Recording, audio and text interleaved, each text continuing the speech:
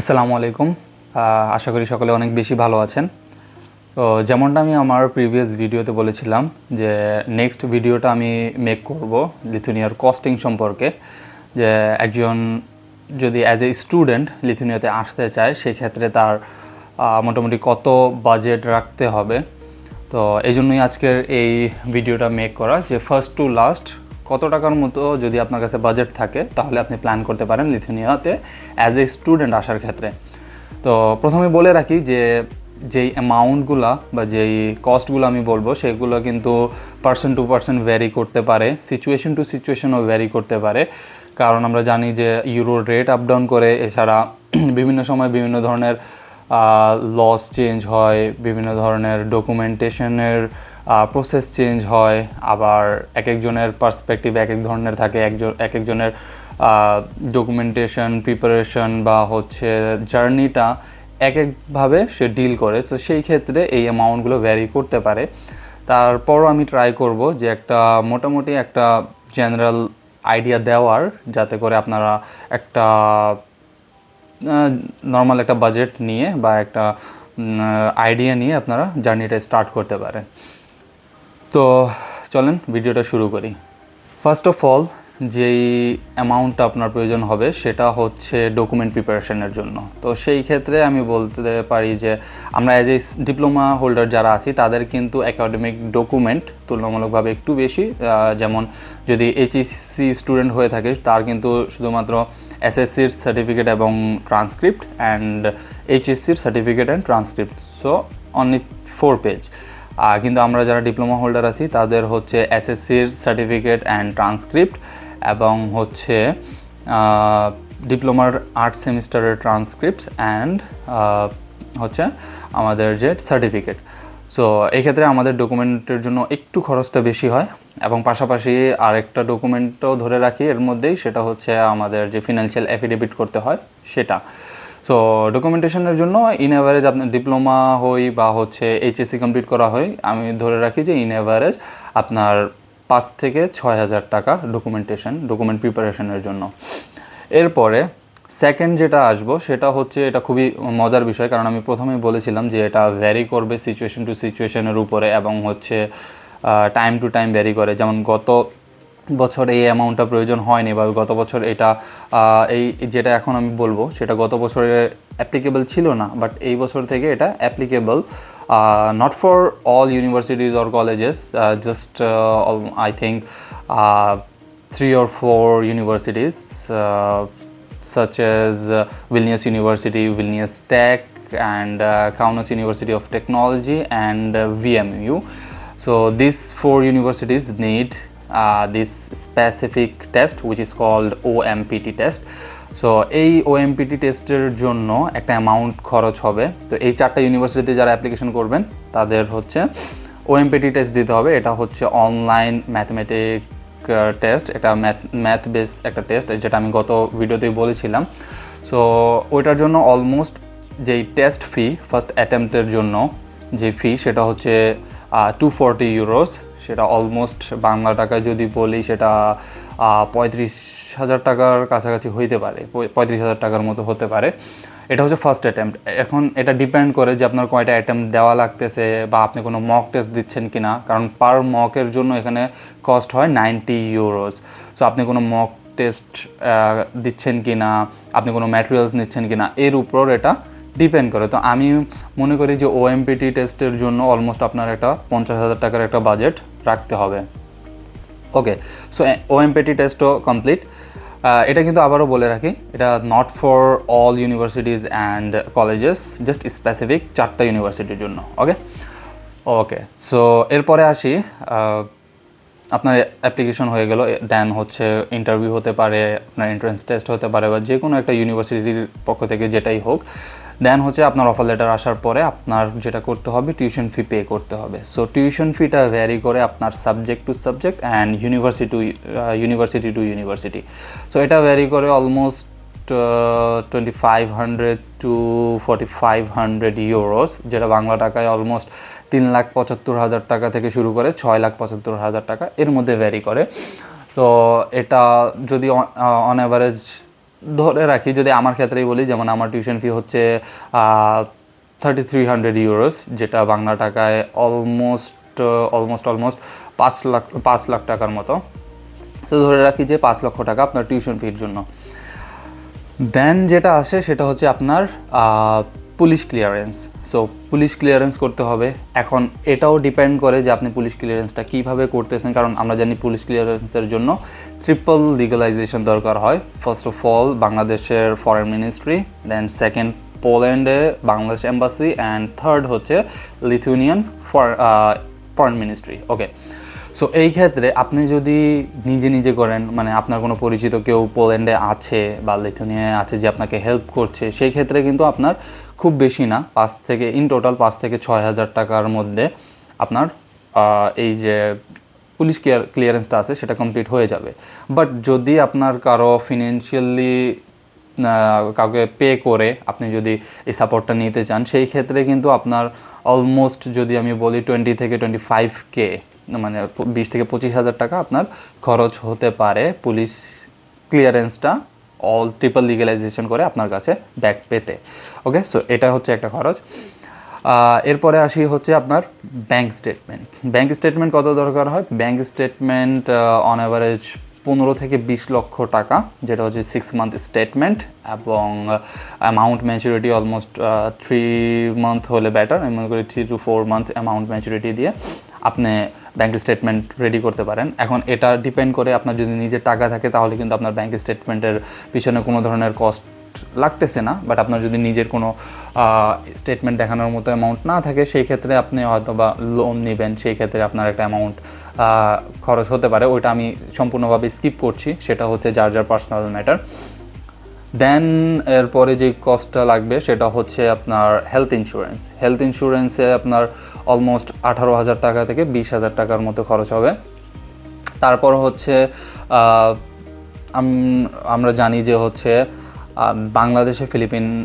বাংলাদেশে লিথুয়ানিয়ান কোনো অ্যাম্বাসি নেই, বা ভিএফএসেও লিথুয়ানিয়ান ফাইল সাবমিট করা যায় না।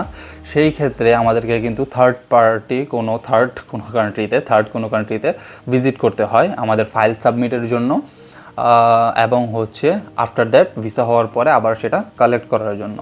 তো এই ক্ষেত্রে বর্তমানে যেসব কান্ট্রিগুলোর সিচুয়েশন, বা যে কান্ট্রিগুলোর থার্ড পার্টি কান্ট্রিগুলোর মধ্যে এক হচ্ছে ফিলিপিন, মালয়েশিয়া, থাইল্যান্ড। তো এর মধ্যে আমি যদি বলি যে কোনটা প্রেফারেবল, সেটা হচ্ছে ফিলিপিন, কারণ ফিলিপিনের তুলনামূলকভাবে ভিসা পাওয়াটা একটু সহজ থাইল্যান্ড এবং হচ্ছে মালয়েশিয়া থেকে। এবং মালয়েশিয়াতে আমরা জানি যে প্রবলেম চলছে, যে ডিপোর্টের একটা ইস্যু আছে। তো সেই ক্ষেত্রে ফিলিপিনের যদি একটা কস্ট ধরি, এটা কিন্তু একটা কস্ট আছে। আমি প্রিভিয়াস ভিডিওতে বলেছিলাম যে ফিলিপিনের একটা ভালো একটা কস্ট যায়, এটা একটা ব্যাড সাইড। সো ফিলিপিনের ক্ষেত্রে যদি বলি যে 2বার আপনাকে যাওয়া আসা করতে হবে, যাওয়া আসা, আবার যখন ভিসা হয়ে যাবে তখন আবার গিয়ে আবার নিয়ে আসা। সো সেই ক্ষেত্রে অলমোস্ট আমি ইন অ্যাভারেজ যদি এয়ার ফেয়ার ধরে নেই, সেটা হচ্ছে 120K, 1,20,000 টাকা আপনার 2বারে, এবং হচ্ছে ওখানে থাকা, ওখানের একটা cost almost 30K। So in total ফিলিপিনের জন্য আপনার 1,50,000 টাকার মতো বাজেট রাখতে হবে। ওকে, নেক্সট যে খরচটা হবে সেটা হচ্ছে স্টেট ফি। তো স্টেট ফি হচ্ছে 80 ইউরো, যেটা অলমোস্ট 12 থেকে 13,000 টাকার মতো স্টেট ফি, এবং হচ্ছে ভিএফএস ফি, যেটা অলমোস্ট 20,000 থেকে 22,000 টাকার মধ্যে, সেটা ভিএফএস ফি। আচ্ছা, এর মধ্যে আরেকটা জিনিস অ্যাড করতে হবে, সেটা হচ্ছে আপনার ফিলিপিন ভিসা কস্ট। এখন ফিলিপিন ভিসাটা যদি আপনি নিজে করতে পারেন, দ্যাটস গুড এনাফ। আপনি যদি নিজে করেন, সেই ক্ষেত্রে 2বার, আমরা জানি যে ফিলিপিন যে ট্যুরিস্ট ভিসা আছে সেটা only single entry, double entry বা মাল্টিপল এন্ট্রি হয় না। তো আপনার 2বার যেতে হলে আপনার মাস্ট বি 2বারই ভিসাটা করতে হবে। সো সেই ক্ষেত্রে আপনি যদি নিজে ভিসাটা করেন, সেই ক্ষেত্রে আপনার 2বার ভিসাটা করার জন্য 8,000 করে 16,000 টাকা থেকে 20,000 টাকার মতো খরচ পড়তে পারে। আর যদি আপনি নিজে না করতে পারেন, কোনো এজেন্সির হেল্প নেন, সেই ক্ষেত্রে কিন্তু আপনার এই কস্টটা অলমোস্ট বলা যায় যে 40 থেকে 50,000 টাকার মধ্যে পড়ে যাবে। ওকে, তো নেক্সট আসি আপনার টিআরপি হয়ে গেল, টিআরপি কালেক্ট করে আপনি নিয়ে আসলেন, এরপরে আপনার একটা শপিংয়ের কস্ট আছে। তো শপিং কস্ট অলমোস্ট আমি বলবো যে হচ্ছে 30 থেকে 50,000 টাকার মতো আপনার শপিংয়ের পিছনে একটা কস্ট যাবে। দেন হচ্ছে লাস্টলি লিথুনিয়ান যে এয়ার টিকেট। এখন লিথুনিয়ার এয়ার টিকেট এটাও ডিপেন্ড করে যে আপনি কিভাবে ট্রাভেল করতেছেন। আপনি যদি এয়ার অ্যারাবিয়া দিয়ে ভায়া পোল্যান্ড হয়ে আপনি যদি পোল্যান্ড থেকে মানে ওয়ার্সা থেকে বাসে করে ভিলনিয়াস আসেন, সেই ক্ষেত্রে আপনার কস্ট পড়বে অলমোস্ট 81K। আর আপনি যদি ডিরেক্ট ফ্লাইট বাংলাদেশ থেকে ডিরেক্ট ফ্লাইট করেন ভিলনিয়াসে, সেই ক্ষেত্রে আপনার কস্ট পড়বে অলমোস্ট 1,40,000 টাকা মতো। তো এটা গেল এয়ার ফেয়ার। এবং লাস্ট সেটা হচ্ছে আপনার সেফটি মানি। সেফটি মানি কি? সেটা হচ্ছে এখানে আসার পরে আপনার অনেক ধরনের খরচ আছে। আপনি হাতে একটা অ্যামাউন্ট নিয়ে আসতে হবে, কারণ আপনার এখানে এসে বাসা রেন্ট নিতে হবে, আপনার মোটামুটি কিছুদিন চলতে হবে যতদিন পর্যন্ত আপনি আর্নিং স্টার্ট করতে না পারতেছেন। তো সেই ক্ষেত্রে একটা অ্যামাউন্ট সেফটি মানি হিসেবে আপনি ধরতে পারেন যে 1000 ইউরোজ, যেটা অলমোস্ট 1.5 লক্ষ টাকার মতো বলা চলে।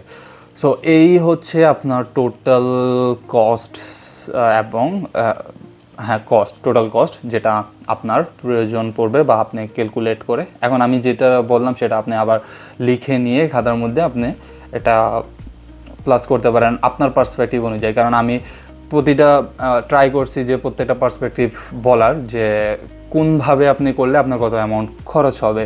এখন আপনি যদি এই সব কিছু নিজে করেন তাহলে কিন্তু আপনার কোনো এক্সট্রা কোনো অ্যামাউন্ট খরচ হচ্ছে না। বা আমি বলে দিছি যে এই জিনিসটা আপনি নিজে করলে আপনার এত টাকা খরচ হবে বা কারো হেল্প নিয়ে করলে এত টাকা খরচ হবে। সেইভাবে আপনি জানেন যে কোনটা আপনি নিজে করতে পারবেন না, সেটা আপনি নোট ডাউন করে আপনি একটা দেখতে পারেন যে আপনার কত টাকার মতো বাজেট রাখতে হয়। আর কারো হেল্প নিয়ে করলে সেই ক্ষেত্রে আপনার আবার কিন্তু এজেন্সির একটা ফি আছে, তাদেরকে একটা সার্ভিস চার্জ দিতে হবে আফটার ভিসা। তো সেটাও কিন্তু আপনার মাথায় রাখতে হবে। তো সেটা একান্তই আপনার ব্যক্তিগত বিষয়। তারপরেও যদি বলি ইন অ্যাভারেজ ইন টোটাল আমি যেটা ফিল করলাম যে অলমোস্ট আপনি 12 থেকে 13 লক্ষ টাকা হলে আপনি এই বাজেটটা ধরে লিথুনিয়ার জন্য প্রিপারেশন নিতে পারেন। এবং এই কস্টটা আই থিঙ্ক খরচ হবে 12 থেকে 13 লক্ষ টাকা। আর এর একটু বেশিও হতে পারে বা আরও কম হতে পারে, বাট এর একটু বেশি হওয়ার পসিবিলিটি একটু কম। অলমোস্ট 12 থেকে 13 লাখ টাকার মতো আপনার সব হয়ে যাবে। আর যদি আপনি সেলফে করেন, সব কিছু নিজে করেন, সেই ক্ষেত্রে আপনার 11 লক্ষ টাকার মধ্যেও হয়ে যেতে পারে, 10 থেকে 11 লক্ষ টাকার মধ্যে। সো এই হচ্ছে বাজেট, যে আপনি অলমোস্ট 11 থেকে 13 লাখ টাকার মধ্যে একটা বাজেট নিয়ে দেন হচ্ছে আপনি আপনার প্রিপারেশন নিতে পারেন। তো আশা করি যে আমি ব্রেকডাউন করতে পারছি যে কী কস্টগুলো যায় এবং কোন পার্সপেক্টিভে কিভাবে খরচ করলে কিভাবে কতটুকু কস্ট আপনার যাবে। সো এই ছিল আজকের জন্য। যদি আপনারা মনে করেন যে ভিডিওটা হেল্পফুল, তাহলে অবশ্যই আমার চ্যানেলটা সাবস্ক্রাইব করে রাখবেন। সামনে আরও ইনফরমেশন পাবেন নেক্সটে লিথুনিয়া রিলেটেড, এবং লিথুনিয়াতে আপনারা যারা আসতে চাচ্ছেন আপনাদেরকে মোস্ট ওয়েলকাম। বাট আমি আপনাদেরকে বলবো যে মাস্ট বি আপনি কারো হেল্প নেন, it's not a big deal, আপনি কারো হেল্প নিতেই পারেন, বাট নিজেরও রিসার্চ করতে হবে, জানতে হবে যে আপনি যার হেল্প নিচ্ছেন সে কতটা আপনাকে অথেন্টিক নিউজ দিচ্ছে, কতটা অথেন্টিক আপনাকে ইনফরমেশনগুলো দিচ্ছে। আপনি এখানে আসার পরে এরকম যাতে না হয় যে আপনি তার কাছ থেকে যাই শুনেছেন সব অন্ধভাবে বিশ্বাস করে, একদম অন্ধ চোখে বিশ্বাস করে আপনি চলে আসছেন, আসার পরে দেখতেছেন সম্পূর্ণভাবে উল্টা। সেটা যেন না হয়, এই জন্য নিজেও একটু রিসার্চ করেন, সব ঘাটাঘাটি করেন, আপনার কোন ইউনিভার্সিটিতে যাচ্ছেন, আপনি কোন সাবজেক্টে যাচ্ছেন, টিউশন ফি কীরকম, সেখানে ওই সিটিটা কীরকম, সিটির পরিস্থিতি কীরকম, এটা জেনে দেন হচ্ছে আপনি আপনার প্রসেসটা স্টার্ট করুন। শুধুমাত্র এজেন্সি বা কারো হেল্পের জন্য সম্পূর্ণভাবে তার উপর নির্ভর হয়ে আপনি কোনো স্টেপ নিয়েন না, সেটা আপনার জন্যই ভালো হবে না। তো আমি বলবো যে হচ্ছে যতই কারো হেল্প নেন না কেন, নিজের বুদ্ধি একটু ইউজ করেন, নিজের ব্রেনটা একটু খাটান, একটু রিসার্চ করেন, পাশাপাশি যদি কারো হেল্প লাগে সেটা হেল্প নেন, বাট নিজের রিসার্চটা আগে করে রাখেন। এতে করে আপনারই অনেক বেশি সুবিধা হবে। তো নেক্সট ভিডিওগুলোর জন্য আমার চ্যানেলটা সাবস্ক্রাইব করে রাখেন। নেক্সট ইনশাল্লাহ আরও ইনফরমেটিভ ভিডিওগুলো পাবেন এবং অনেক কিছুই জানতে পারবেন। তো আজকের জন্য এটুকুই, সকলে অনেক বেশি ভালো থাকবেন। আসসালামু আলাইকুম।